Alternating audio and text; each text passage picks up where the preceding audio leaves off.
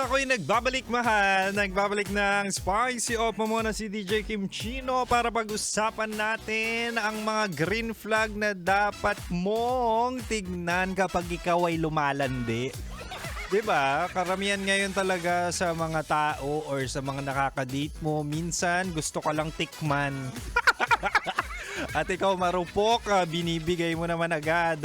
Kaya tonight sa ating Chinitox, di ba nga, ibibigay ko ang 3 indikasyon na worth it sugalan ang tao.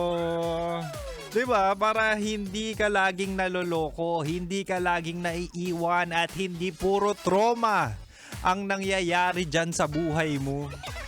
O, recap na tayo mahala. Sabi ko kanina, worth it sugalan ng tao kapag siya ay may consistency. Ito yung sinasabi natin na hindi lang magaling sa una.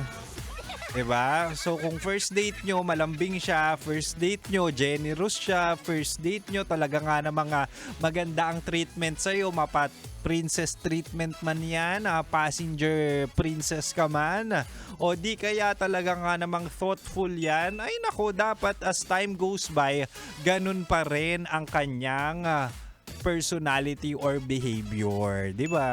Ang dami kasi ngayong tao na kung saan kapag hindi ka pa na-fall, ay nako, sinasabi ko sa inyo, best foot forward 'yan.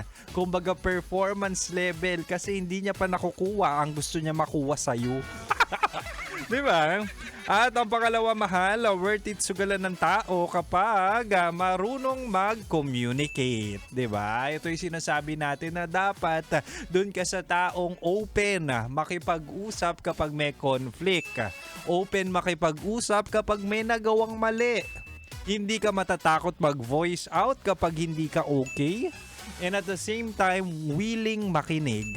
Yan ang super turn on kapag meron kang nakadate na willing makinig and at the same time magaling magsalita, magaling ang dila, di ba? Ewan ko ba sa inyo, bakit naghahanap pa kayo ng iba? Kung jowain nyo, radio DJ, di sana hindi kayo namomroblema sa mga dilaan. Dila? Sa pakikipag-usap, di ba? Ewan ko ba sa inyo, hihina nyo, ang hilig nyo sa mga red flag.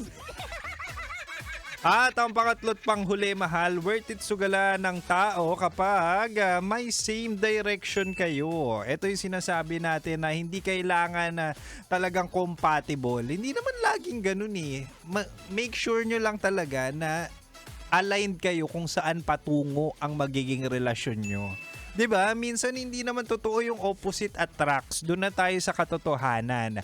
Minsan hindi talaga kayo nagki-click. Kung magkaiba kayo ng paniniwala sa buhay, hindi magwo-work ang relasyon nyo. Bakit? Kasi mas mapapadalas pa ang away nyo at bangayan nyo kesa sa bembangan. Di ba? Totoo yun Make sure na ang susugalan nyo ay may same direction na gusto nyong tahakin. Di ba? Kung mapunta ka sa taong puro landi lang at bembangan lang ang habol, paano ka niyan, di ba? Paano kapag nag-no ka? So hahanap siya ng iba? Hindi ganun. So, meron kayong time para kilalanin ng isa't isa. Kaya nga dating is trial and error, 'di ba? So, definitely have time, huwag madaliin and make sure na kung susugal ka doon na sa pasok sa standards mo and at the same time, same direction with your values and pananaw sa buhay. 'Di ba? Ewan ko ba sa inyo, bakit hilig na hilig kayo doon sa taong hahabulin nyo pa? Yan ang problema sa mga tao ngayon Gustong-gusto naghahabol. Tao ka, hindi ka aso. 'Di ba? Anyway, gusto ko lang pala shoutout, nakikinig ang mga members ng Sampaguita, Bakbakero and Baliktan na Grab drivers. Oy, shoutout sa inyo mga mahal. Kapag sinabi talagang driver, no, ang galing kumambyo.